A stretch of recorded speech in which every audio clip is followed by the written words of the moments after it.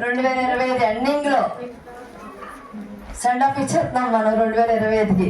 అయితే వెళ్ళిపోతుండగా మనం ధ్యానించే అంశం ఏంటంటే యేసు ఎవరు, యేసు ఎవరు, యేసు ఎవరు.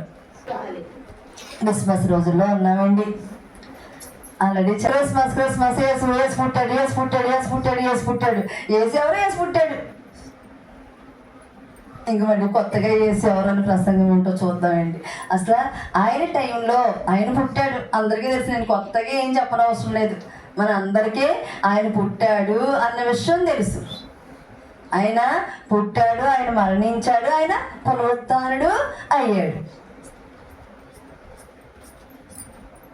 పుడితే, చనిపోతే, చనిపోయి లెగితే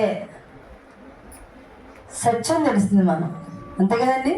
సత్యాన్ని తెలిసేసుకున్నాం కాబట్టి దేవుళ్ళలోకి వచ్చేసాం కదండి. సత్యం తెలుసుకున్నాం కదండి అందరం. అందరం సత్యం తెలుసుకున్నాం, దేవుళ్ళలోకి వచ్చాం. మన ఎలా కార్యం జరగట్లేదంటే మనం సర్వసత్యంలోకి రాలేదు, అంతే కదా. మన ఎలా కార్యం జరగట్లేదంటే సత్యం తెలుసుకున్నాం అంతే. ఆయన పుట్టాడు, చనిపోయాడు, పునరుత్థానుడు అయ్యాడు అంతే. కార్యం జరగట్లేదంటే సర్వసత్యం మనకు తెలవలేదండి. అసలు ఆయన ఎవరో నిజంగా మనకు తెలియలేదు. ఆయన ఎవరో మనకు తెలియలేదు అని అర్థం. అసలు యేసు ఎవరంటే ఆయన టైంలో, ఆయన ఈ భూలోకం మీదకి వచ్చినప్పుడు, ఆయన టైంలో ఈ 2000 సంవత్సరాల క్రితం అసలు ఆయన కోసం ఏం చెప్పుకున్నారంటే జనం. చూడమ్మా, లోకాసు సువార్త 8:25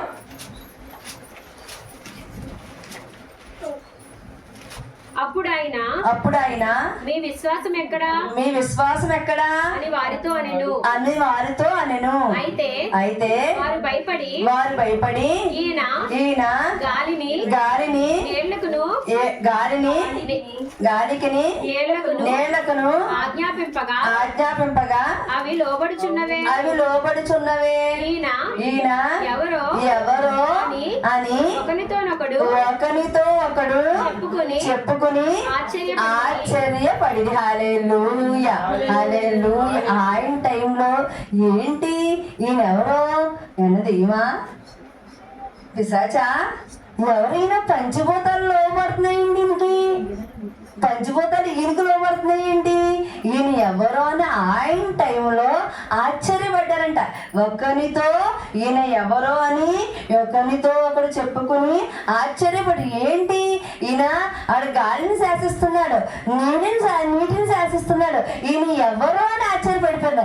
గాలిని శాసించేవాడు, నీటిని శాసించేవాడు ఏ అమ్మ నిన్ను పట్టిన పిశాచాన్ని శాసించడా, నిన్ను పట్టిన దురాత్మల్ని ఎల్లగొట్టడా, నీ ఇంట్లో ఉన్న మనుష్యాత్మల్ని ఎల్లగొట్టడా, నీ ఇంట్లో ఉన్న అంత్యక్రీస్తు ఆత్మల్ని ఎల్లగొట్టడా.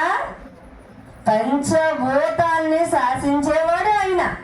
అవి మన ఎడ ఎందుకు కార్యం జరగదు, మనం నమ్మాలి. నువ్వు చేస్తావు నా ఎడల.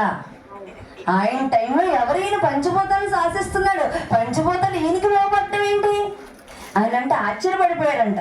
ఆయన ఎవరంట, ఆయన అసలు ఎవరు. చూడము యోహాను సువార్త 1:18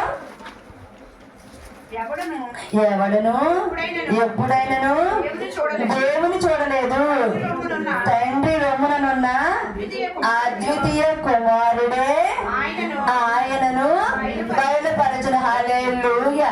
ఎవరు అందరూ దేవుడు మాతో మాట్లాడేసాడు, దేవుడు మాతో కనబడిపోయాడు. ఎవరు దేవుని చూడరమ్మా. దేవుడు చూస్తే బతకరు.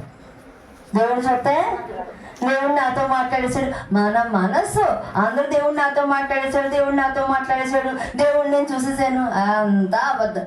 మన మనస్సు తెలియపరుస్తూ ఉంటుంది. అది మనం మాట వెర్షన్ తెలియక దేవుడు మాట్లాడాడని చెప్తాం. అదేం తప్పేం కాదు. ఇప్పుడు ఛానల్స్ చూసారు, ఎవరో దగ్గర మాట్లాడతారు. ఛానల్లో వాళ్ళేమో వాళ్ళు ఎందుకు వాళ్ళ సబ్స్క్రైబర్స్ కోసము ఆ వ్యూవర్స్ పెరగడానికి. కానీ దేవుడు మన ఆత్మ మనకి విజన్ చూపిస్తూ ఉంటుంది, మన ఆత్మ మాట్లాడుతూ ఉంటుంది. అక్కడ ఆయన రొమ్మున ఉన్న కుమారుడు వాక్యమై ఉన్నాడు. అర్థమైందండి. ఆయన రొమ్మున ఉన్న దేవుడు భూమి మీదకి పుట్టాడు. సూర్యుని దగ్గరికి ఎవరైనా వెళ్ళగలరా, బతుకుతారా? దూరం నుంచి చూస్తాం సూర్యుడని, దగ్గరికి వెళ్తే ఎవరైనా మన కళ్ళు పని చేస్తే మాడిపోతాం. సూర్యుని శక్తిని మించిన శక్తి, సూర్యుని సృష్టించిన వాడు. మరి ఆయన ఎలా చూస్తామమ్మా? సూర్యుని దగ్గరికి చూస్తేనే కడిపోతాయి, మాడిపోతామో, అసలు ఏమవుతామో తెలియదు. మరి సూర్యుడిని సృష్టించిన వాడు ఆయన. ఆయన్ని ఎలా చూసేస్తాం? మరి దేవుడిని చూసేసాడు, దేవుడు నాతో మాట్లాడేసి. ఎందుకు పిచ్చ మాటలో వీళ్ళకి తెలియదు. ఈ ఆత్మ మాట్లాడితే చెప్పడం తెలియదు. తెంగరాలాగే ఏయో మాట్లాడుతూ ఉంటారు.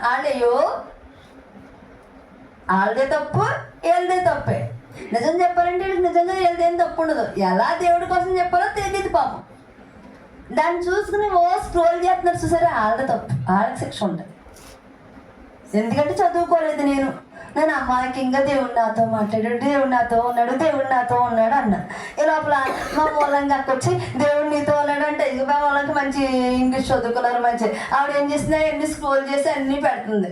శిక్ష ఎవరి మీదకి వస్తుంది? అది అర్థమైందండి. ఈ పిచ్చదాని మీదకి రాదు. ఎందుకు రాదు? తెలియదు దేవుడిని ఎలా చెప్పాలి. తప్పేం కాదు, మనస్సు చూపిస్తూ ఉంటుంది. దేవుణ్ణి చూడలేం. గ్రంథం యోహాను సువార్త 1:18 ఎవ్వరూ దేవుణ్ణి చూడరు. ఆయన భూమి మీదకి ఆయన మానవ రూపంలో పుట్టాడు కాబట్టి ఆయన కుమారుడని నమ్ముతున్నాం. ఆయన కుమారుడిని చూసాం. 2000 సంవత్సరాల క్రితం పుట్టాడు. 2000 సంవత్సరాల క్రితం ఇప్పుడు ఎవరన్నా బతుకున్నారా అంటే ఉన్నవాళ్ళు ఎవరో చూడలేదు ఆయన.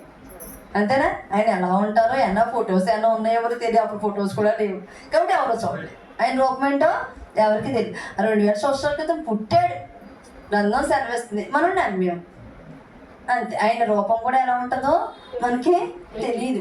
మానవ రూపం ఎత్తాడు ఆయన, అంతవరకు. ఏసి ఎవరు అసలు చూడండి. ఫస్ట్ 1 కొరింథీయులకు రాసిన లేఖ 1:24 ఆయన యూదులకు ఆటంకముగాను అన్యజనులకు వెర్రితనముగాను ఉన్నాడు గాని యూదులకేమి గ్రీసు దేశస్థులకేమి పిలువబడిన వారికే క్రీస్తు దేవుని శక్తియును దేవుని జ్ఞానమునై ఉన్నాడు. హల్లెలూయా.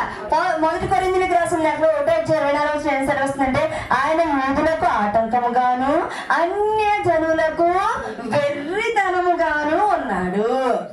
వెర్రితనముగాను యూదులకేమి గ్రీసు దేశస్థులకేమి పిలువబడిన వారికి క్రీస్తు దేవుని శక్తియును దేవుని జ్ఞానమున. నువ్వు ఎప్పుడైతే ఆయన నమ్మేవో ఆయన జ్ఞానాన్ని మనకి ఇస్తాడు, మన ఎలా కార్యాలు చేస్తాడు. అమ్మా సరే, దేవుడు నమ్ముకున్నాం, మనం ఎన్నో కష్టం. అన్యులు ఎంతో హాయిగా ఉన్నారు కదా, దేవుడి మార్గంలోకి లేరు. హాయిగా భోగభాగ్యాలతో ఉన్నారు. వాళ్ళ లోగిళ్ళు దీవించబడుతున్నాయి. వాళ్ళకేం దేవుడు తెలియదే, వాళ్ళకేమి దేవుడు ఏం తెలియదే. వాళ్ళ లోగిళ్ళని చక్కగా దీవించబడుతున్నాయి. అయ్యో, ఇక్కడ 2వ రాకడ ఉంది.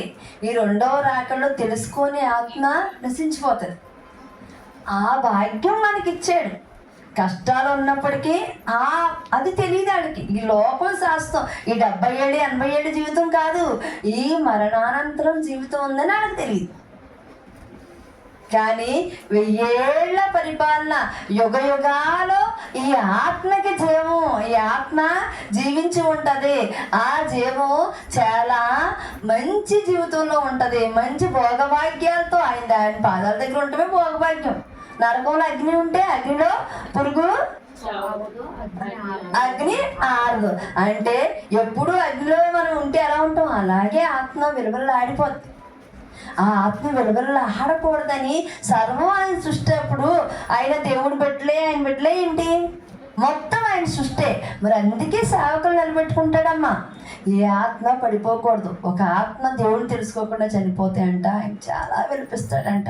అయ్యో, ఇంత సేవకులు నేను భూమి మీదకి వెళ్ళానే, నేను పుట్టాను, శిలువ మరణం పొందాను, పునరుత్థానయ్యే ఆత్మనిచ్చి వచ్చాను. ఆ పరిశుద్ధ ఆత్మని దురాత్మల పాలు చేసేస్తున్నారు, అంత్యక్రీస్తు ఆత్మ పాలు చేసేస్తున్నారు, మనుష్యాత్మ పాలు చేసేసి వీళ్ళు ఐశ్వర్యమే ఆత్మీయతగా సేవ చేస్తున్నారు.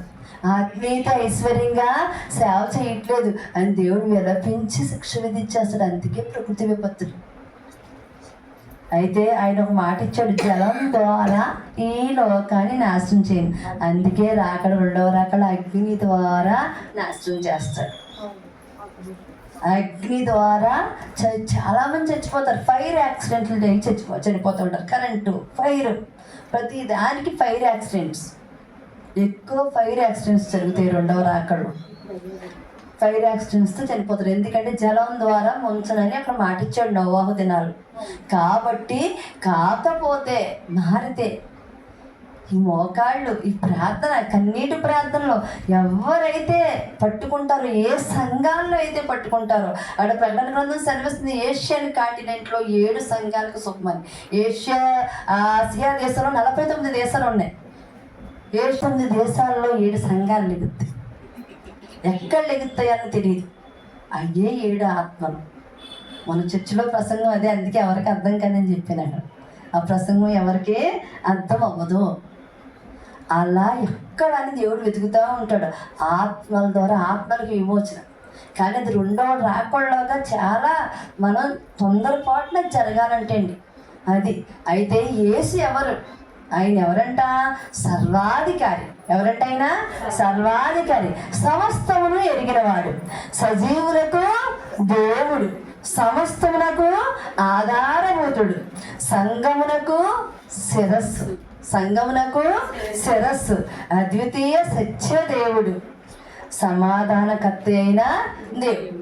అర్థమైందండి? ఏసేవారు అర్థమైందండి? ఏసేవారండి సర్వాధికారి, సమస్తమును ఎరిగినవాడు, సజీవులకు దేవుడు, సమస్తమునకు ఆధారభూతుడు, సంఘమునకు శిరస్సు, అద్వితీయ సత్యదేవుడు, సమాధానకర్త అయిన దేవుడు. ఆయన ఇలాంటి దేవుడని ఎవరైతే, ఏ ఆత్మ అయితే తెలుసుకుంటుందో ఆ ఇంట కాదు నీ లోగిళ్ళు దీవిస్తాడో నీ ఆత్మనే ఫలాలిస్తాడు. నీ ఆత్మలో ఆయన వరాలిస్తాడు. నీ ఆత్మ 2 కళ్ళు, ఒక కన్ను లోకం వైపు, ఎందుకంటే కుటుంబం వైపు చూడాలి, ఇంకొక కన్ను దేవుడి వైపు చూడాలి. అది 2 ఆశీర్వాదం. అంటే 2 ఆశీర్వాదం ఏంటంటే అండి, ఒక లోకంలో దేవుడు, ఎందుకంటే ఆయన నమ్మిన బిడ్డలు తలదించుకోకూడదు, ఆయన నమ్మిన బిడ్డలు తలదించుకోకూడదు, కానీ ఎవరైనా ఉండకూడదు. అర్థమైందండి? అలాగే ఇంకోటి ఏంటండి, ఆయన పరలోకం, అక్కడ పరలోక ప్రవేశం మనకు కావాలి, అది ఇంకో ఆశీర్వాదం. పరలోక ప్రవేశం కావాలి కదా. ఈ లోకంలో సంపదలతో సుఖమే ఉంది కాబట్టి ఈ లోకంలో తలదించుకోకూడదు కాబట్టి ఒక ఆశీర్వాదం. ఇంకో ఆశీర్వాదం ఏంటి? పరలోక ఈవుల కోసం.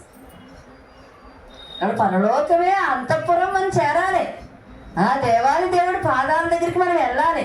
అది 2 ఆశీర్వాదం. అంటే 1 కోటి రూపాయలు ఉంటే 2 కోట్లు అయిపోదమ్మా, 10 ఇళ్ళు అంటే 20 ఇళ్ళు అయిపోవమ్మా. 2 ఆశీర్వాదం అంటే అది 2 ఆశీర్వాదం. అయితే ఇక్కడ ఈ 2 ఆశీర్వాదం మనం పొందుకున్నప్పుడు ఇగో సంవత్సరం మారుతుంది, ఇంకో గంటలో మనం సంవత్సరం దాటిపోతాం. కానీ వచ్చిన బిడ్డలో ఆయన, నాయన ఈ కొరత ఉంది నాకు, ఇప్పుడు కంచె మనకి వేస్తున్నాడు సంవత్సరానికి. ఆయన సపోజు ఆ బిడ్డే వచ్చిన ఒంట్లో బాగోకి వచ్చింది, నిజంగా అదృష్టవంతురాలు. ఎందుకంటే సంవత్సరం ప్రార్థనలోకి వచ్చింది, నెల ప్రార్థనలోకి రాలేదు. నెల ప్రార్థనకి వస్తే నెలే కంచి, అంతేనా? సంవత్సరం ప్రార్థనకి ఏంటి? సంవత్సరానికి కంచి దేవుడు ఆరోగ్యానికి వెయ్యాలి, అంతేనా? ఆరోగ్యానికి ఏమన్నా అయిందనుకో మన అందరి పైన దోషం వస్తుంది. మరి మన అందరమే కదా ప్రార్థన చేసాం, అంతేనా? మన అందరమే కదా ప్రార్థన చేసి పంపిస్తాను. మరి పట్టిని వదలాలా వద్దా? వదలాలా వద్దా? అదే కంచండి. అయితే ఆయన సర్వాధికారి గ్రంథం ఎక్కడ చదివిస్తుందంటే చూడండి, యోహాను సువార్త 5:23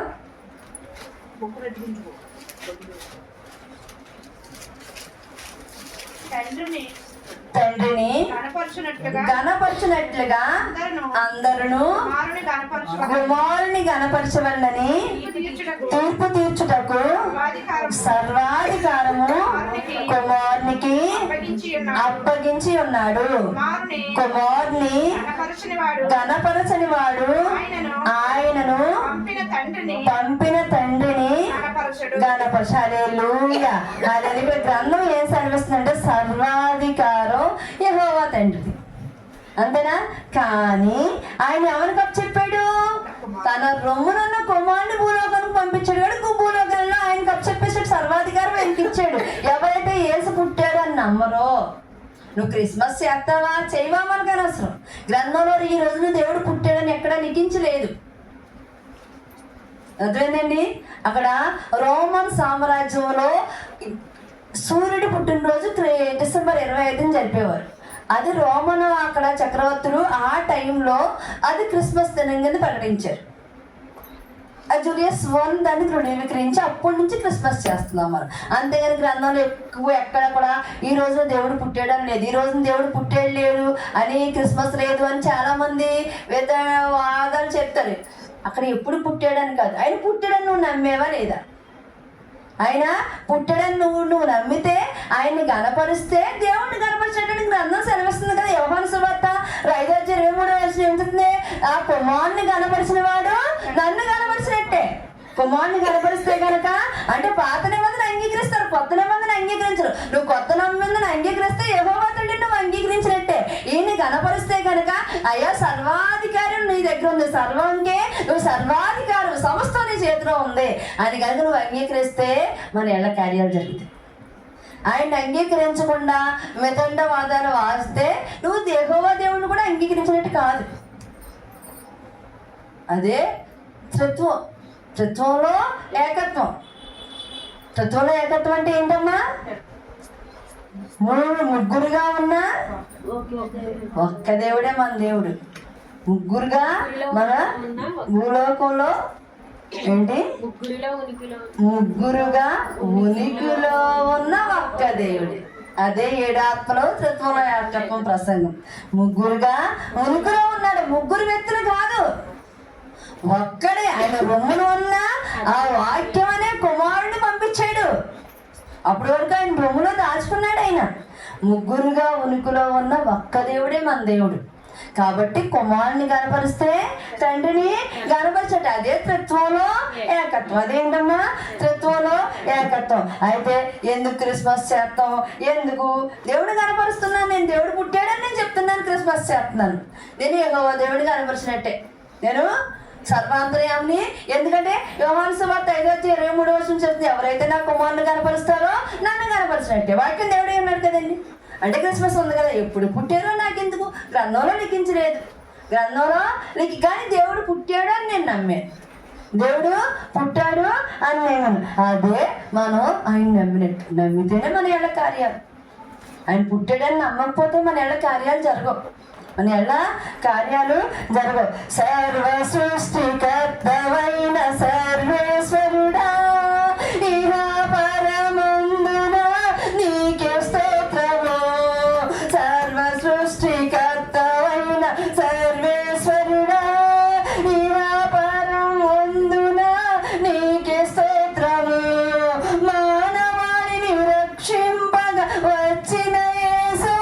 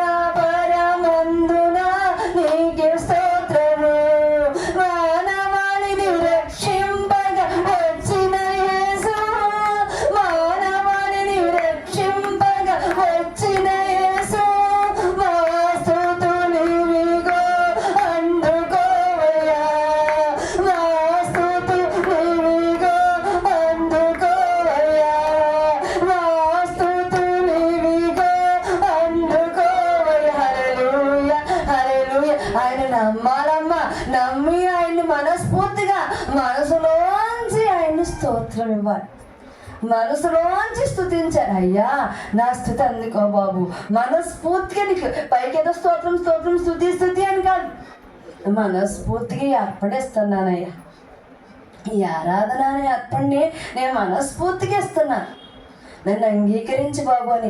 ఏ మనస్సు గోజులాడుతూ ఉంటుందో ఆ మనసు ఎళ్ళ ఇంటి ఎళ్ళ దేవుడు కార్యం చేయడండి ఖచ్చితంగా చేసే దేవుడు. హల్లెలూయా హల్లెలూయా.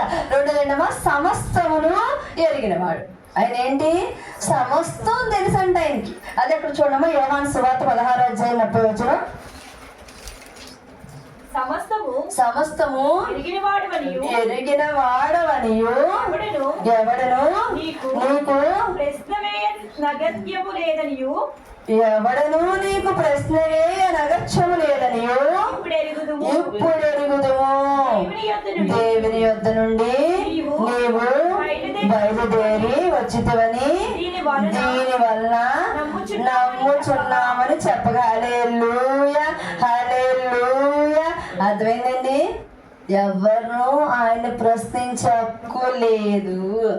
యోహాను సువార్త ఏం చెప్తుందండి? 16వ అధ్యాయం 30వ వచనం. ఆయన సమస్తం ఎరిగినవాడు. మనం ప్రశ్నించి మనం ప్రార్థనలో చాలా ప్రశ్నలు వేసేస్తూ ఉంటామండి. ఈ యోహాను సువార్త 16వ అధ్యాయం ఇంకా చదివితే ఏమవుతుందంటే ఈ లోకంలో శ్రమ ఉంటుంది. ఎందుకంటే ఆయన శ్రమల కొలువులో కాలిపోయాడు. ఆయన ఆ 16వ అధ్యాయం చేస్తే లోకంలో శ్రమ ఉంటుందని మొత్తం అధ్యాయం చేస్తే తెలుస్తుంది. శ్రమలో మనం అంటే ఆయన ప్రశ్నించేస్తామంట.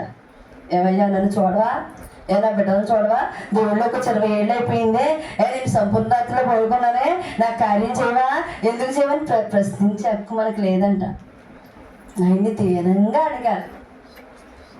ఒక బిడ్డ తల్లిని ఎలా అడుగుతా అలా దీనంగా అడగాలి, కానీ ప్రశ్నించే హక్కు లేదు. నాకు చెయ్యవా, చంటి బిడ్డ ఎలా అడుగుతాడు? అమ్మ భయపడిపోతా ఉంటాడు. చంటి బిడ్డకి భయం వేస్తుంది. ఎదిగిన బిడ్డ కదమ్మో నేను అంటుంటావి.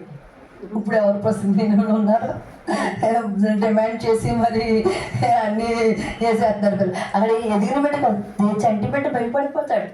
చంటి బిడ్డ ఆ తల్లి లేకపోతే బెదిరి చూపులు చూస్తా అదేనంగా అలా అడగాలంట.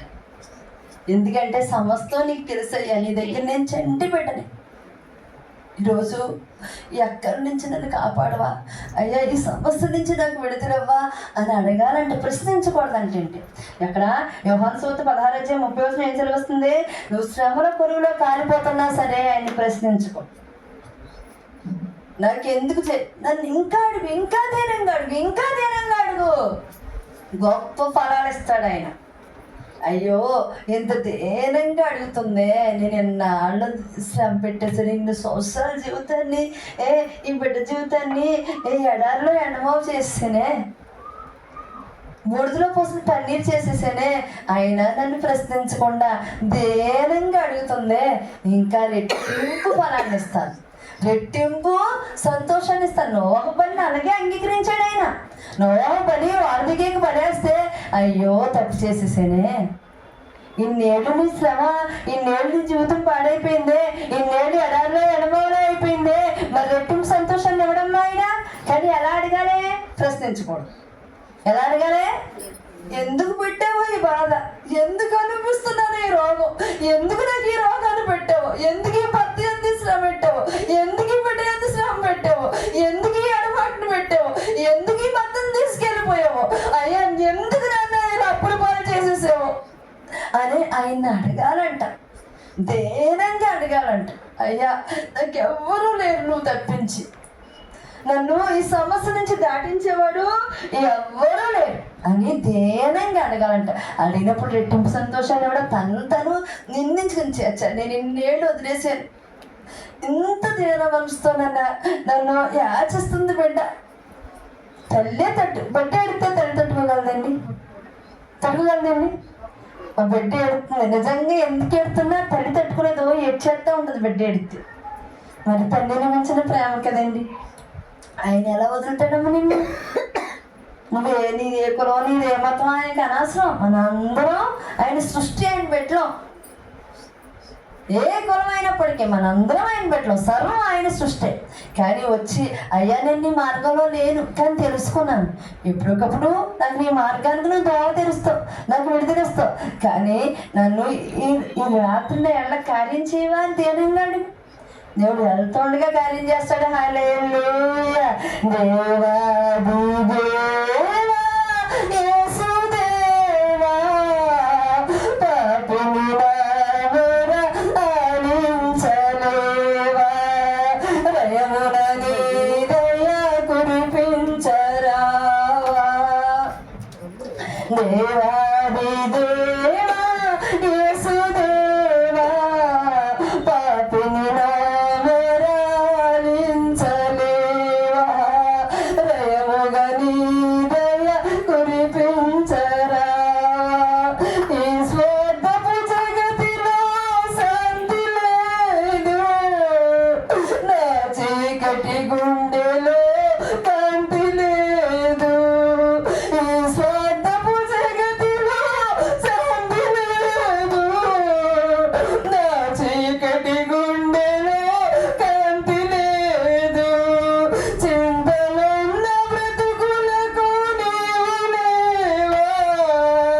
చింతలున్న బ్రతుకులకు నీవు లేవా రేముగా నీ దయ కురిపించరావా రేముగా నీ దయ కురిపించరావా దేవాది దేవా యేసుదేవా పాపినినా అయ్యా పాపినయ్యా ఈ రాత్రి నిన్నే ఆశిస్తున్నాను బాబు.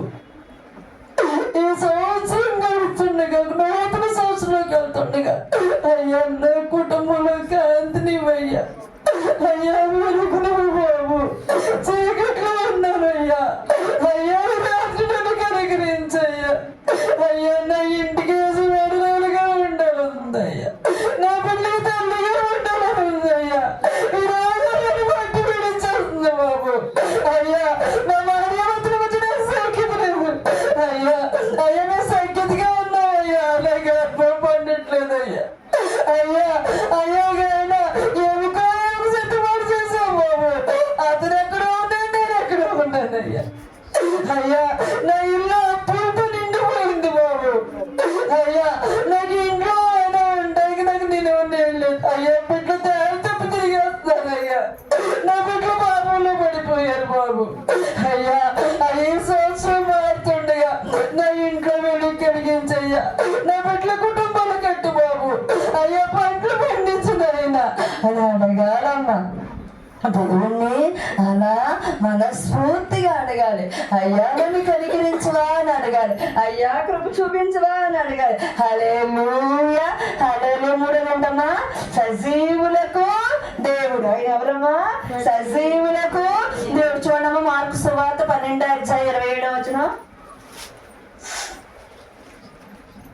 ఆయన సజీవుల దేవుడు గాని మృతుల దేవుడు కాదు.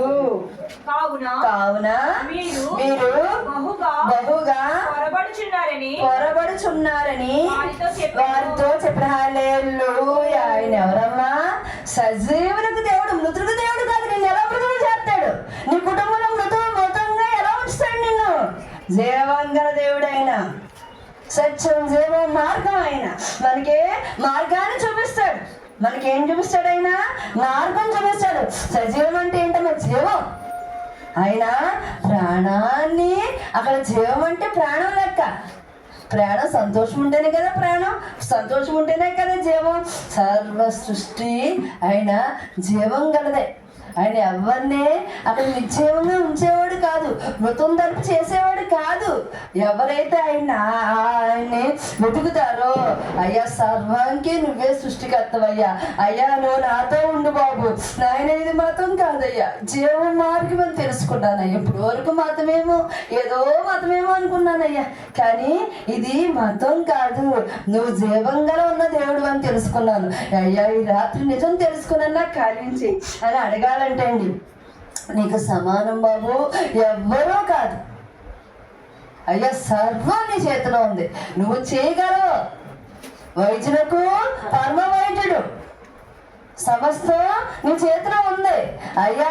ఈ సమస్యలను తినేస్తుందా అయ్యా, నువ్వు అక్కడ కార్యం చేస్తావు. నాడు ఏలియాను లేపడానికి నీ మిఖాయేలు దూతను పంపించు, దానియేలు దగ్గరికి నీ మిఖాయేలు దూతను పంపించు. మరి నా దగ్గరికి ఎందుకు దూతను పంపించవయ్యా? నాడు మరీ గర్భం గబ్రియేలు దూతను పంపించు. నా సమస్యను తీర్చడానికి నువ్వు ఎందుకు దూతను పంపించవయ్యా? నన్ను కాపాడడానికి నువ్వు ఎందుకు పంపించవయ్యా? నువ్వు సర్వం సృష్టి గ్రంథం వాక్యం నిజమని నమ్ముతున్నాను. నమ్మి ఇక్కడ కూర్చున్నాను ఈ 12 గంటలో, నేను నమ్మి కూర్చున్నాను కాబట్టి నా ఎళ్ళ కార్యం జరుగుతుంది.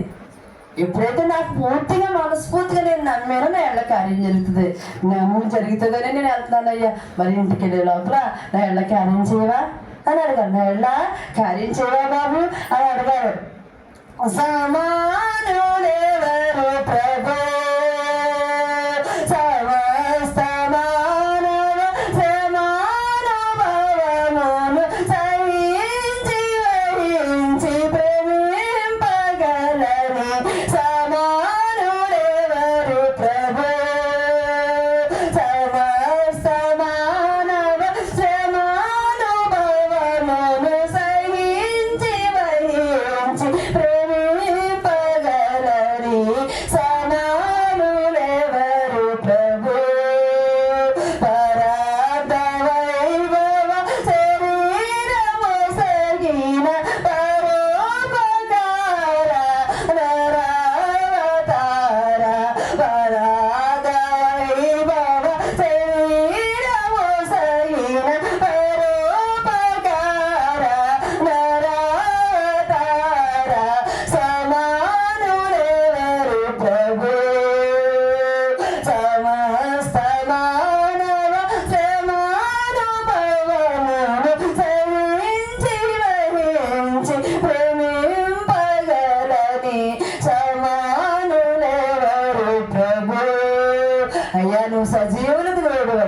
నీకెవ్వరూ సమానం కాదు, సర్వం నీ చేతిలో ఉంది. నేనెంతయ్యా దుమ్ము వంటిదాన్ని, నేనెంతయ్యా బాబు నీటి బుడగ వంటిదాన్ని, నా కార్యం ఎంత బాబు నువ్వు ఒక్కసారి చూస్తే అని అడగాలంటే. హల్లెలూయా. 4 ఆయన సమస్తమునకు ఆధారభూతుడు. చూడమ్మా కొలస్సీలకు రాసిన లేక 1:17 ఆయన అన్నిటికంటే ముందుగా ఉన్నవాడు ఆయనే సమస్తమునకు ఆధారభూతుడు. హల్లెలూయా హల్లెలూయా. ఇక్కడ కొలస్సీలకు రాసిన లేఖలో ఆయన సమస్తమునకు ఆధారభూతుడు. ఈ లోకంలో అనేక మతాలు ఉంటాయండి, అనేక గ్రంథాలు ఉంటాయి. అయితే సమస్తమునకు ఆధారభూతుడని మనకి ఒక్క నిదర్శనం ఏంటంటే, ఈ లోకంలో క్యాలెండర్ మారుతుంది కదండి. ఇప్పుడు మారుతుందా?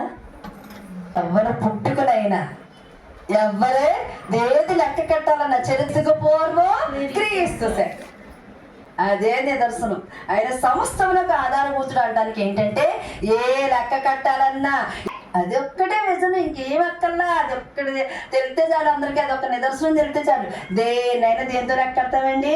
క్రీస్తు శకంతో. అదే పుట్టుక ఉన్నాడు, ఆయన పుట్టాడు అనటానికి నిదర్శనం అదే. ఆయన పుట్టుక నుంచి క్రీస్తు శకం, క్రీస్తుకు పూర్వం క్రీస్తు శకం అని లెక్క కడతారు. ఏ లెక్కలు కట్టాలన్నా మనం ఇప్పుడు 2026 ఆయన పుట్టి అన్నాడైందండి. 2025 సంవత్సరాలు పూర్తవుతుంది అంతేనా? 2026లోకి అడుగు పెడుతున్నాం మనం. ఎప్పుడు ఈ 26 క్యాలెండర్ని ఎలా ఎప్పటి నుంచి మనం లెక్క కట్టారు? క్రీస్తు శకం నుంచే. ఎప్పటి నుంచి లెక్క కట్టారండి? క్రీస్తుకు ముందు జరిగినవన్నీ క్రీస్తు పూర్వం. అయితే ఇతను పుడతాడు అని అక్కడ బిలాము ప్రవక్త ప్రవచించాడు 1452 సంవత్సరాల క్రితం. బిలాము ప్రవక్త అయ్యి డబ్బుడికి అమ్ముడిపోయాడు. బాలాకు ఎలా చెప్పమంటే, ఎందుకంటే తన ప్రవక్త నోట్లో ఆశీర్వాదం ఉంటుంది. ఏమి ఆ నోటంటే వస్తే జరిగిపోద్ది. బాలాకు డబ్బులకి అమ్మదు, కానీ ఆత్మ అక్కడ జీవాత్మ పనిచేస్తుంది అంటానికి అక్కడ నక్షత్రం యాకోబులో ఉదయిస్తుందని ప్రవచించాడు. డబ్బుల కోసం అమ్ముడిపోయాడు, కానీ ఏం ప్రవచించేశాడు? యాకోబులో నక్షత్రం ఉదయిస్తుంది. అతను ప్రవచించాక 1452 సంవత్సరాలకి ఆయన క్రీస్తు పుట్టాడు. అయితే ఇంకో ప్రవక్త ఎవరు? యెషయా ప్రవక్త 700 సంవత్సరాల క్రితం.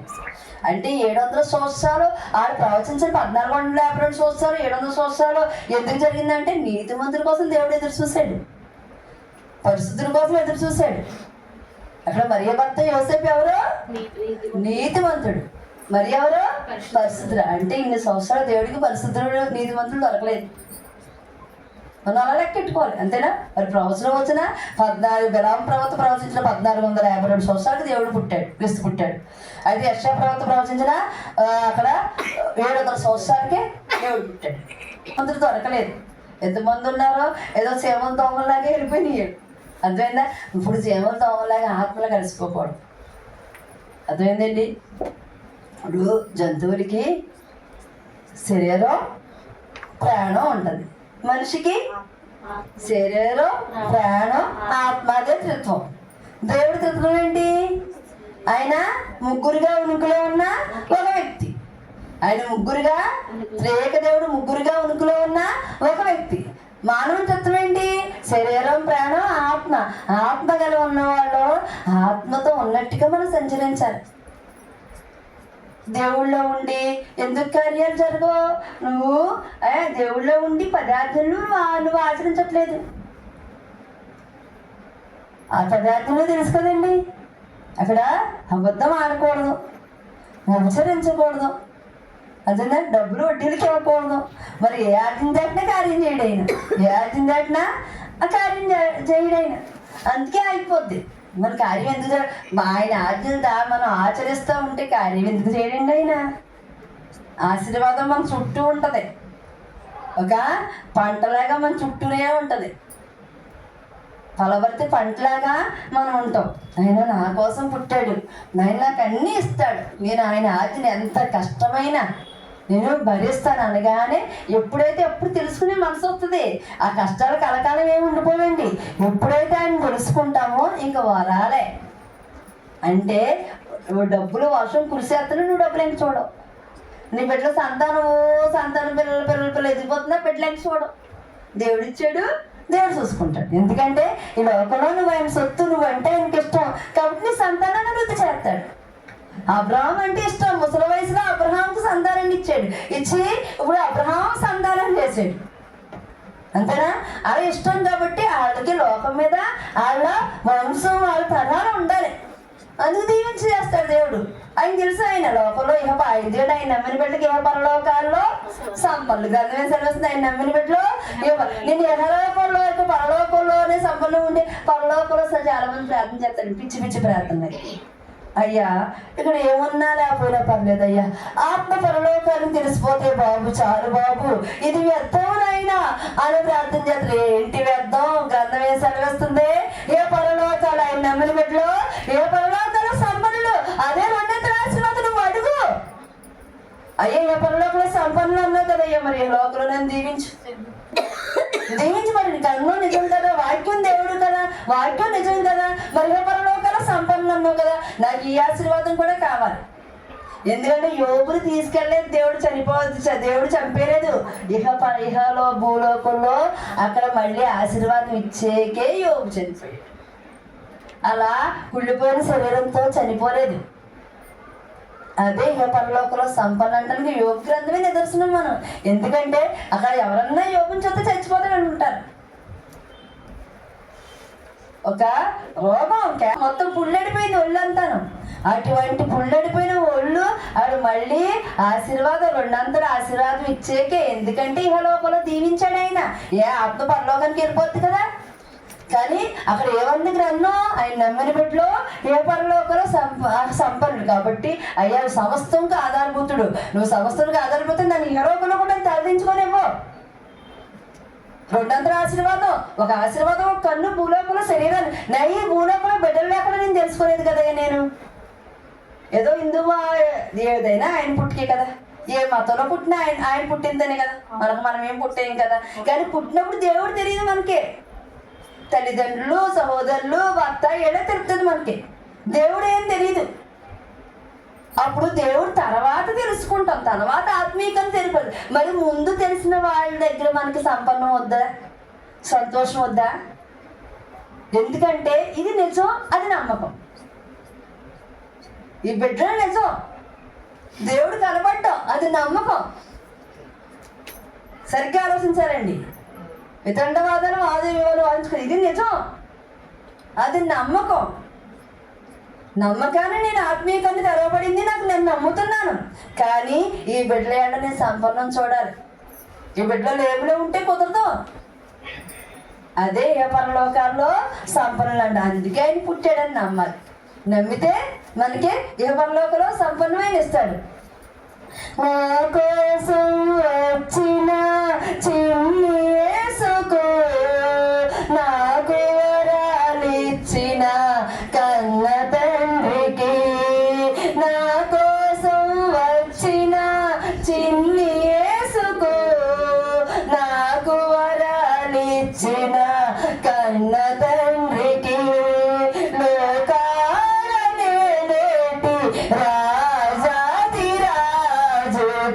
లాలి పాడనా నేజోల పాడనా, లాలి పాడనా నేజోల పాడనా, లాలి లాలి లాలి లాలి, నా కోసం వచ్చిన చిన్ని యేసుకు నాకు వరాలిచ్చిన పరమ తండ్రికి, లోకాల నేటి రాజాది రాజుకు లాలి పాడనా నేజోల పాడనా, లాలి పాడనా నేజోల పాడనా. హల్లెలూయా. ఆయన నా కోసం పుట్టాడు. ఇది పండగ దినం అని అనుకున్నావా? రాజులకు రారాజు, రాజు వరాలిస్తాడని దేశం ఎదురు చూస్తారు దేశ ప్రజలు. ఆ రాజులకు రారాజు, రాజులకు రారాజు ఎందుకు ఇవ్వడమ్మా ఆయన? మనం నమ్మాలి.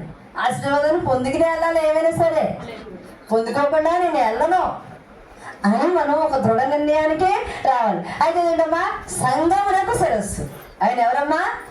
సంఘమునకు శిరస్సు. చూడమ్మా, ఎఫ్సీలకు రాసిన 1:22 మరియు సమస్తమును ఆయన పాదముల కింద ఉంచి సమస్తము పైనే ఆయనను సంఘమునకు శిరస్సుగా నియమించింది. ఆయన సంఘానికి శిరస్సు. సంఘంలో యాజకుడు శిరస్సు అంటారంటమ్మా. యాజకుడిని చూస్తారండి. సంఘానికి శిరస్సు ఎవరండి? శిరస్సు అయిన సంఘానికి ఎవరైనా శిరస్సు. చూడండి అమ్మా, కొలస్సీలకు రాసిన 1:18 సంఘము అను శరీరమునకు ఆయనే శిరస్సు. ఆయనకు అన్నిటిలో ప్రాముఖ్యము కలుగు నిమిత్తము ఆయన ఆది అయ్యుండి మృతుల్లో నుండి లేచుటలో ఆది సంభూతుడైన. హల్లెలూయా, హల్లెలూయా. ఆకాశము ఆయన సింహాసనము, భూమి ఆయన పాదపీఠం. ఈ సంఘం అనే చెట్లో మనం కొమ్మలం. అర్థమైందా? ఆయన శరీరంలో మనం భాగాలం. ఆయన శరీరంలో మనం ఏంటి? శరీరంలో ఏరుగోరే ఊడిపోయింది,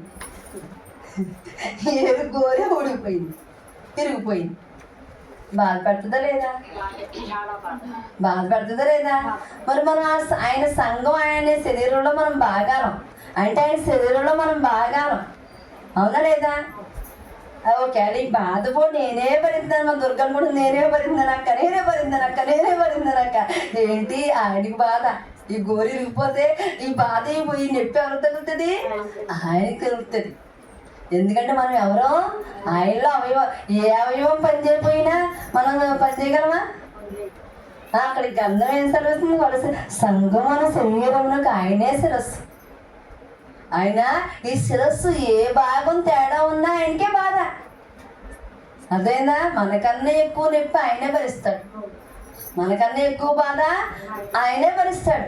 అయ్యో ఈయన అన్నే బాధ పెట్టేస్తే ఆయన ఎక్కువ భరిస్తాడు అంటే. అంతే గ్రంథం తెలుస్తుంది కదా, సంఘమునకు ఆయన శిరస్సు. అయితే ఈ సంఘం అనే చెట్లో మనం కొమ్మలం ఫలించాలి.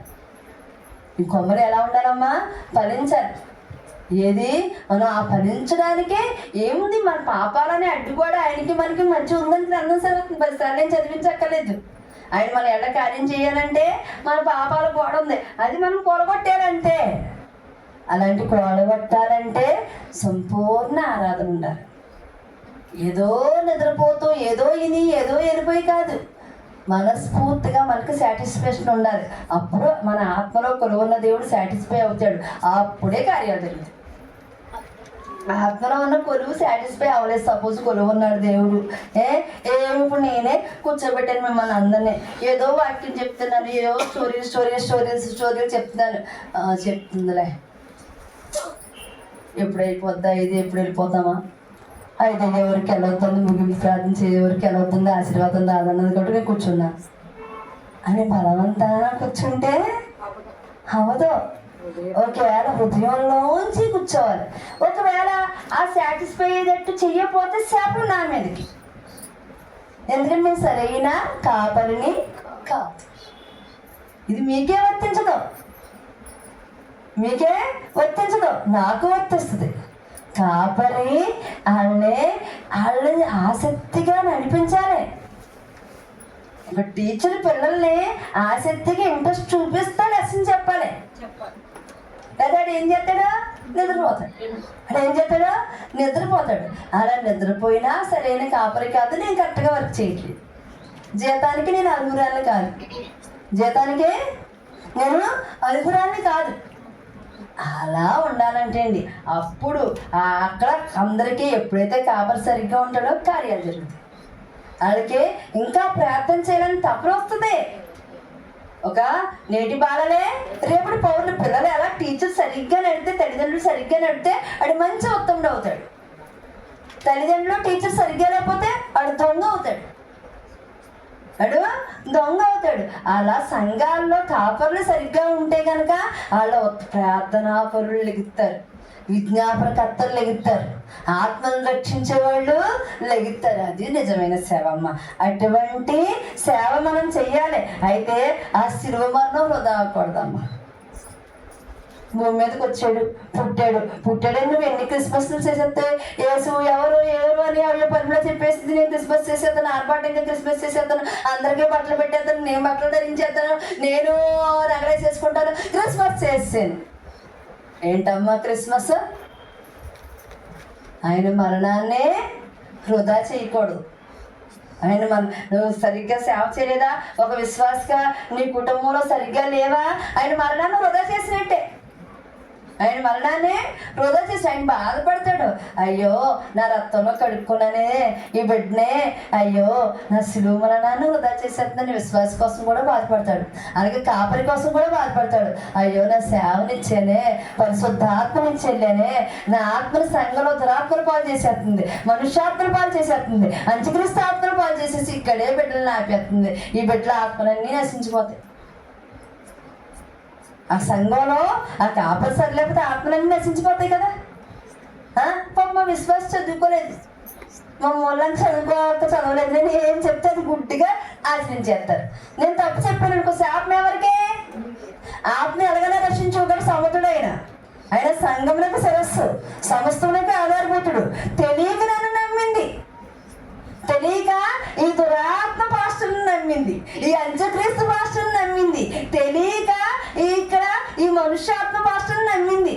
పాపం చదువుకోలేదు, ఎలా అంటే అలా వేసేస్తుంది. కానీ శిక్ష ఎవరి మీదకి వస్తుంది? కాపరి మీదకి వస్తుంది. ఆ విషయం తెలియదు పాపం నేటి సేవ చేసేవాళ్ళకి. నీ పరిచర్యను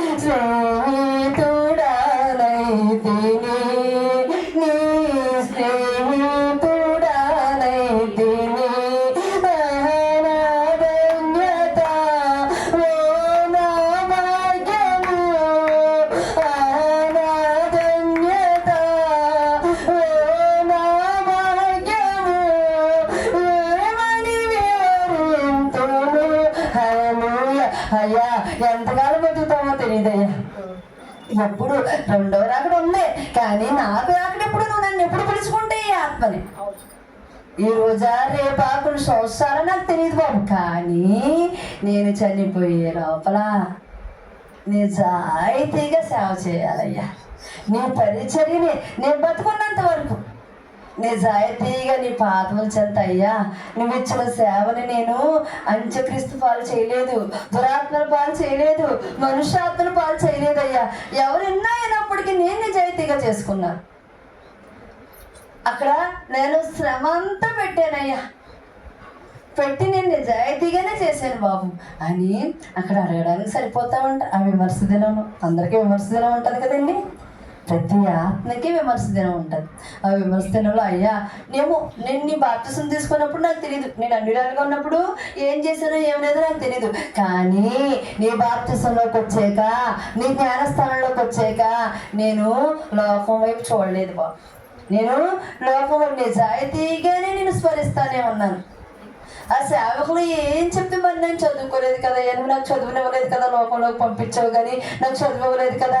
ఆ యాజకులు ఏం చెప్తే అది చేశాను, మరి నా తప్పు ఏంటయ్యా? నేను పాపత్రురాలు ఏంటయ్యా? ఆ యాజకులు నమ్మమన్నా, యాజకుల్లో దేవుడు ఉంటాడు, మాట్లాడతాడు.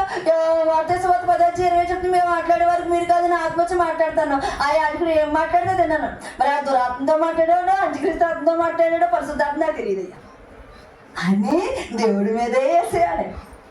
తిరిగితేటలు కావాలి. ఎలా పర్లోక రాజ్యానికి వెళ్ళిపోతాం మనం? వెళ్తామేంటి? ఏమయ్యా నాకు కాపునిచ్చావు, అక్కడ నేను రక్షింపడ్డాను. వాళ్ళు ఎలా అంటే అలా అన్నాను. నాదేం తప్పులేదు బాబోయ్, నాదేమీ తప్పులేదు. ఈ ఆత్మను వదిలేమంటే ఊరుకోను నేను. ఈ ఆత్మను వదిలేమంటే నేను ఊరుకోను. అది మాట. హల్లెలూయా, హల్లెలూయా. ఆరోజంటమ్మా ఆయన అద్వితీయ సత్యదేవుడు. ఆయన ఎవరు? అద్వితీయ సత్యదేవుడు. చూడమ్మా యోహాను సువార్త 17:3 అద్వితీయ సత్యదేవుడవైన నిన్నును నీవు పంపిన యేసుక్రీస్తును ఎరుగుటయే నిత్య జీవము. అద్వైతేనా? అద్వితీయ సత్యదేవుడమ్మా. ఆ సత్యమైన దేవుడిని ఎరుగుటయే నిత్య జీవం. ఎప్పుడు నిత్యజీవం? దేవుడు పుట్టాడని నమ్మడమే నిత్యజీవం. ఎప్పుడైతే తెలుసుకుని బాప్తిసం పొందేవో నీకు నిత్యజీవం. ఆ నిత్యజీవంలో ఉన్న దేవుడు ఆ 10 ఆజ్ఞలు ఆచరిస్తే గనక మన ఎంట మన రోగిని దీవించబడతాయి. ఫలవర్తమంటూ పంటగా ఆయన రాఫాగా ఉంటాడు. రాఫా ఉండటం అంటే ఏంటి? రోగాలు మన ఎంట ఉండవు. నిస్సీగా ఉంటాడు. నిస్సీగా ఉండటం అంటే ఏంటి? మనకి జయం. శాలోమ్గా ఉంటాడు. శాలోమ్గా అంటే ఏంటి? ఇంట్లో మనశ్శాంతి. రోగిగా ఉంటాడు. రోగి అంటే ఏంటి? కాపరిగా ఉంటాడు. అదేనని అలా ఆయన తోడుగా ఉంటాడంటండి. ఆయన ఎరిగితే కనుక ఆయన తప్పించి మనకి జీవం. ఆయన జీవమై ఉన్న దేవుడు. ఆయన శరీరంతో భూలోకం మీదకి వచ్చాడు. ఆయన ఇంక బాధ పెట్టడం. పరిశుద్ధాత్మ నుంచి పరలోకానికి వెళ్ళిపోయాడు. ఇక నేను ఆయన తెలుసుకున్నాను, నా ఆత్మ నరకానికి వెళ్ళనేమని ఏమైనా సరే. పాస్టర్లు ఏమవుతారో నాకెందుకు, ఆత్మ ఆ పరలోక రాజు దగ్గరికి వెళ్ళాలి అని అనుకోవాలి. నాకెందుకయ్యా, నా ఆత్మను మట్టుకు ఎట్టి పరిస్థితుల్లో అగ్నిగుండంలోకి నేను అవకాశం ఇవ్వను. 2వ రాకల్లో నేను ఒకవేళ చనిపోయానా నేను రెస్ట్లోకి వెళ్ళిపోతాను. నా ఆత్మ ఏమి ఈ గాలిలో తిరగదు. మనుష్యాత్మలాగా దురాత్మలాగా నేను రెస్ట్లో ఉంటాను. నేను రాకడ వచ్చినప్పుడు నా ఆత్మ లేకపోతుంది. ఈ ఆత్మ నేను చచ్చిపోయిన త్వరగా తెల్లారి రోజు నీకు కనబడిపోతున్నాను. అప్పుడు నా ఆత్మ ఏమైనట్టు? కానీ ఇప్పుడు అంటున్నారు పాస్టర్లు చచ్చిపోతే అయ్యి బాబోయ్ పేర్లు ఎందుకులే. ఆ పాస్టర్ గారు రోజు వచ్చి ఇక్కడే కూర్చుంటున్నారమ్మ చర్చిలోను. రోజు పాస్టర్ గారు వచ్చి మా ఇంట్లోనే కూర్చుంటారు. ఆ పాస్టర్ ఆత్మ రెస్ట్లోకి వెళ్తారమ్మా. దురాత్మలో క్రింద విషయం తెలవట్లేదు. అందరూ భజన చేసేస్తారు. హై పాస్టర్ గారు కనపడిపోయారు, పాస్టర్ గారు కనపడావు. భలే భలే భలే పెద్దమందిగా అర్థం కావట్లేదు. మనుషుల ఆత్మలేంటో దురాత్మలు ఏంటో అంత్యక్రీస్తు ఆత్మలేంటో. ఎప్పుడైతే రెస్ట్లోకి వెళ్తారో వాళ్ళు ఎవరికి కనబడరు. చనిపోయినప్పుడు వాళ్ళు ఎవరికి కనబడిన ఆత్మ రెస్ట్లోకి వెళ్ళింది. 2వ రాకల్లో ఎత్తబడతారు. ఆ సీక్రెట్ తెలియదు. పాస్టర్ గారు ఈరోజు చచ్చిపోయారు, రేపు పొద్దున అందరిలోనే కనబడిపోతున్నారు. చర్చిలో ఆరాధన చేస్తుంటే కనబడిపోతున్నారు. అయ్యి బాబోయ్ దేవుడమ్మా చర్చిలోకి వచ్చి కూర్చున్నాడమ్మా. అయ్యి బాబోయ్ పాస్టర్ గారు దేవుడు చర్చిలోకి వచ్చి కూర్చున్నాడండి. శ్యామల గారికి తెలీదా? చర్చిలో కూడా వస్తారేమో దురాత్మలు. ఆ విషయం మీకు అర్థం అవ్వట్లేదు. దేవుడు ఎక్కడున్నాడో అంటారు. ఇక్కడ దేవుడు ఉన్నాడు. దెయ్యం కూడా పొంచి ఉంటుంది. ఎక్కడ దొరుకుతామా అని, ఈ పరిమళ ఎక్కడ దొరుకుతుందో దీన్ని పడేద్దామని దెయ్యం కూడా పొంచి ఉంటుంది. ఆ విషయం తెలియదు. తెలియక పాస్టర్ గారు కనబడుతున్నాడు. అమ్మాయి బాబాయ్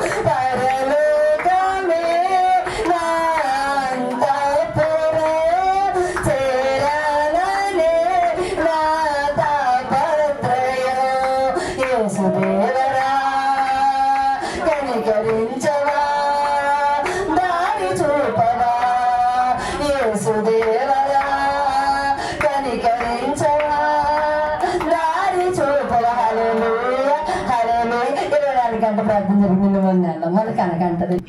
కనకొచ్చి అక్క 24 గంటల ప్రార్థన జరిగేటప్పుడు మన చర్చిలో ముందు చచ్చిపోయి చూసావా, అలా అందరూ అక్కడే కూర్చున్నారు అన్నయ్య గారి పక్కన అంది. అలాగా కనుక మనం మోకరించేటప్పుడు చెప్తే అక్కడి నుంచి నేను పారిపోదునా, అన్నయ్య గారు ఎక్కడ కూర్చున్నారా, ఆ అన్నయ్య గారి దగ్గర చుట్టూ కూర్చున్నారా అని చెప్పావా, మరి అదేదో మోకరింపుడు ఉండగా చెప్తే 24 గంటల ప్రార్థన ఏమవుతుందో అవుతుంది కానీ ముందు నేను పారిపోతుంది కదా.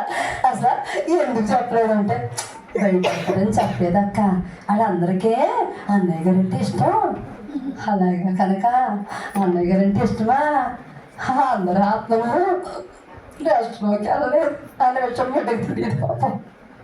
అందరూ ఆత్మలో ఎక్కడికి వాళ్ళందరూ ఎప్పుడైనా చూసేవా కనుక అదేంటక్క మన చర్చిలో వెళ్ళి అందరూ మన చర్చిలో చచ్చిపోయి చూసావా అంటే వాళ్ళందరూ చూసావా, అందరినీ గుర్తుపెట్టావా. ఇలా అందవరం గారు వచ్చి కనుక నాగలక్ష్మి చెప్పింది మా అమ్మని చూసావా. అయ్యో అందవరం కదా ఆ గ్రూప్ లో మీ అమ్మగారు కూడా ఉన్నారు. ఇద్దరికి ఎంత ఆదరతో కనుక నేను ఏదో చెప్పాను, ఏదో మొన్న నెల క్రితం చెప్పింది, మొన్న నాన్నటికి ఏదో చెప్పాను, ఏదో నాకు చెప్పిందే చెప్పాను. ఇతను తెల్లారి చక్క క్రిస్మస్ ప్రార్థనలు పిల్ల భోజనం చేస్తుంటే కనుక మా చర్చిలో వాళ్ళైనా చూసావా, అందరినీ గుర్తుపెట్టావా, గుర్తుపెట్టాను. మా అమ్ముందా, మా అమ్మే. అయ్యో పెద్దబాబు గారు కూడా అక్కడే ఉన్నారండి బాబా. మరి చక్క భజన చేస్తుంటే మరి అందరూ ప్రార్థన చేస్తుంటే ఆడ కూడా భజన చేస్తున్నారు.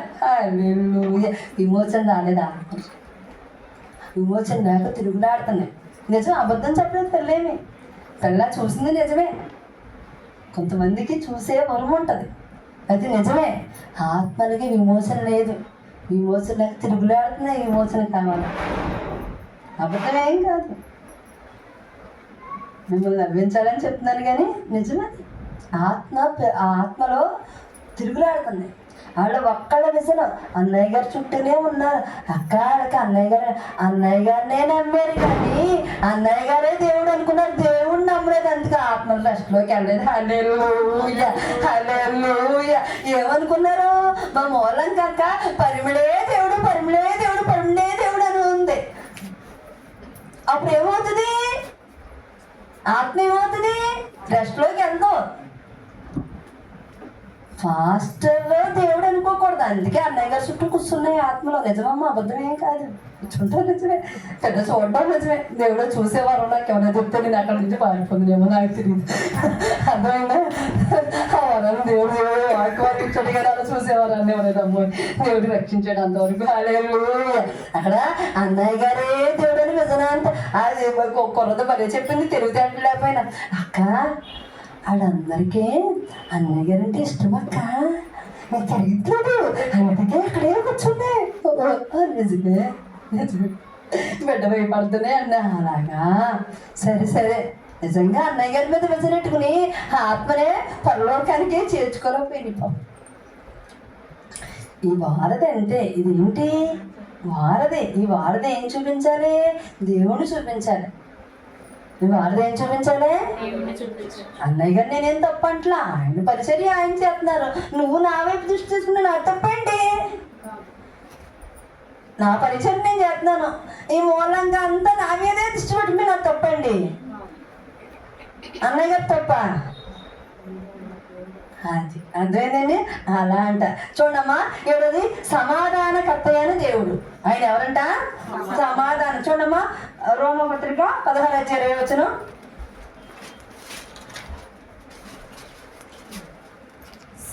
సమాధానకర్తయగు దేవుడు సాతానును మీ కాళ్ళ క్రింద శీఘ్రముగా చితకదొక్కించును. మన ప్రభువైన యేసుక్రీస్తు మీకు తోడై ఉండును గాక. హల్లెలూయా. ఆయన సమస్తానికి సమాధానకర్త అయిన. ఏ మంత్రతంత్రాలు యేసు నామం ముందు పనిచేయవమ్మా, ఏ చేతబడి శక్తులు యేసు నామం ముందు పనిచేయవు. కానీ ఎక్కడెక్కడ విడుదల వస్తుంది, అక్కడ ఎవరున్నారు, అక్కడ ఆయన కట్టడిలో ఉండి ఎవరు సేవ చేస్తుంటాడు, యేసు నామాన్ని జపిస్తుండగా, యేసు రక్తమే జీవని జపిస్తుండగా విడుదల వస్తుంది.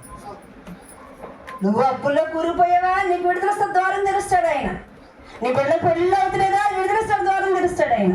నీ ఇల్లు రోగాలతో నిండిపోయిందా, విడుదలస్తాడు ద్వారం తెరుస్తాడు ఆయన. ఎక్కడా యేసు నామములు. ఎందుకంటే సమాధానకర్త అయిన దేవుడు. మనం ఆ లేఖనాలు చూపిస్తా ప్రార్థించాలి. అయ్యా రోమిలికి రాసిన లేఖ 16:20 సెలవిస్తుంది బాబు, నువ్వు సమాధానం, నా ఇంత సమాధానం ఎందుకు లేదు, నాకు సమాధానం నీవి బాబు, అయ్యా నీ సమాధానం నాకు కావాలి నాయన అని ఎవరైతే ఆయన ఎదుగుతామో, నువ్వు ఇరుకు మార్గంలో ఉన్నావా, విశాల మార్గంలో తీసుకెళ్తాడు ఆయన. ఎక్కడ ఉన్నా మనకి విశాల ఇరుగు పొరుగు వారు చుట్టారు ఎవరిని ఆశ్రయించినా మనకి ఏం జరగదమ్మా. మనం అనుకుంటే ఒక్కొక్క పని జరగాలంటే ఎడకు చెప్తే అవుతుందా, అడకు చెప్తే అవుతుందా, ఏళ్ళ మీద ఏళ్ళ చుట్టూ తిరిగితే ఎవరి చుట్టూ మోకరించు, ప్రార్థన చేయి. ఫస్ట్ తిరిగి చుట్టూ తిరగక్కర్లా, ఆదివారం ఆరాధన చర్చికెళ్తే చాలు చాలు. ఓ చర్చి చుట్టూ తిరగక్కర్లేదు, మోకరించి ప్రార్థన చేయి. ఎవరి మీద ఆధారపడకు. అప్పుడు ఆయన మిఖాయిల్ దూతను పంపిస్తాడు, ఆయన దూతలకే ఆజ్ఞాపిస్తాడు. అప్పుడు సమాధానకర్త అయిన దేవుడైన గ్రంథం సెలవిస్తుంది కదమ్మా. చూడండి ఒకసారి లూకా సువార్త 8:25.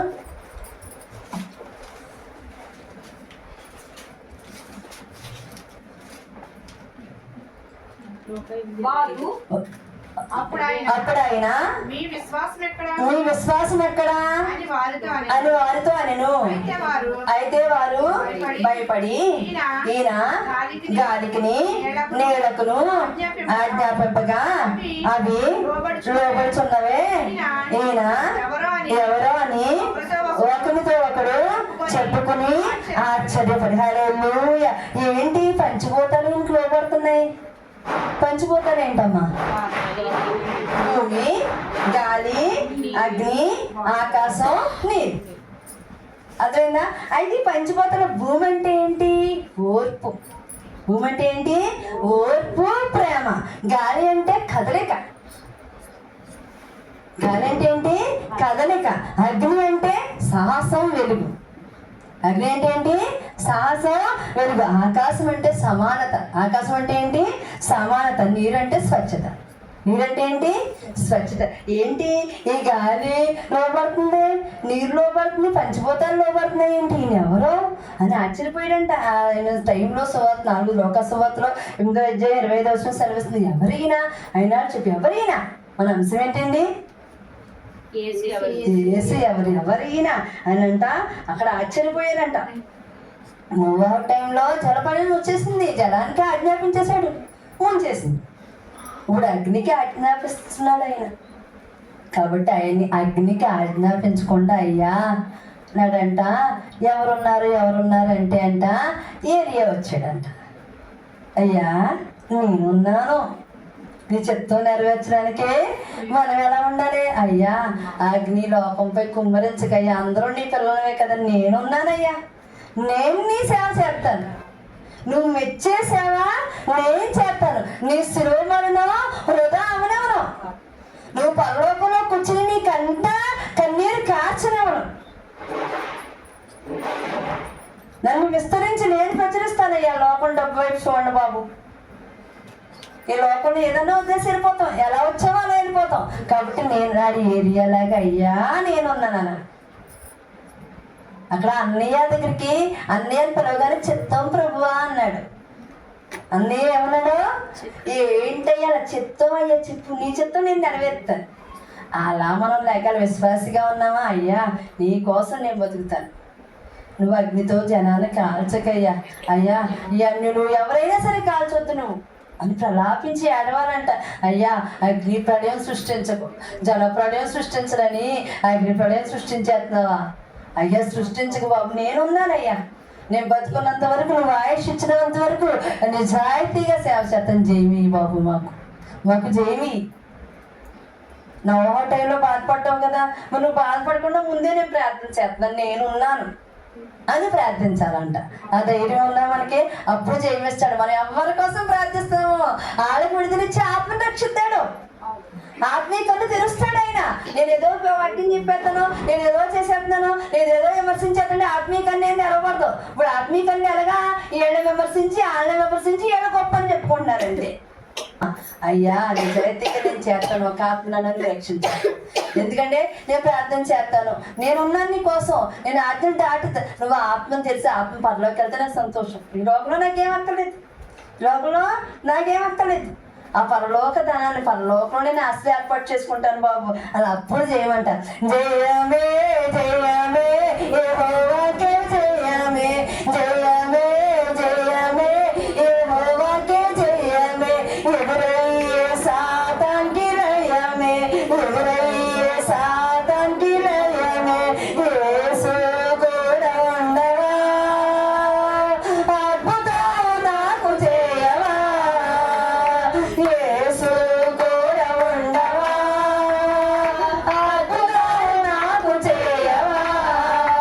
జయమే జయమే యెహోవాకే జయమే, జయమే జయమే యెహోవాకే జయమే, ఎదురయ్యే సాతానికి లయమే, ఎదురయ్యే సాతానికి లయమే.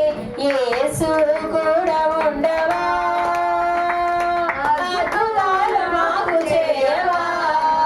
తందానా తందన తానానా, తందానా తందన తానానా, తందానా తందన తానానా, తందానా తందన తానానా. జయమే జయమే యెహోవాకే జయమే, జయమే జయమే యెహోవాకే జయమే, ఎదురయ్యే సాతానికి లయమే, ఎదురయ్యే సాతానికి లయమే. యేసు కూడా ఉండవా, అద్భుతం నాకు చేయవా, యేసు కూడా ఉండవా, అద్భుతం నాకు చేయవా. తందానా తందన తానానా, తందానా తందన తానా. హల్లెలూయా హల్లెలూయా. ఈరోజు ఈ రాత్రి మనం యేసు ఎవరో, ఆయన సమస్తములకు ఆధారభూతుడు తెలుసుకున్న మనం ఈ రోజు మన కడగండ్ల నుంచి సంవత్సరం మారుతుండగా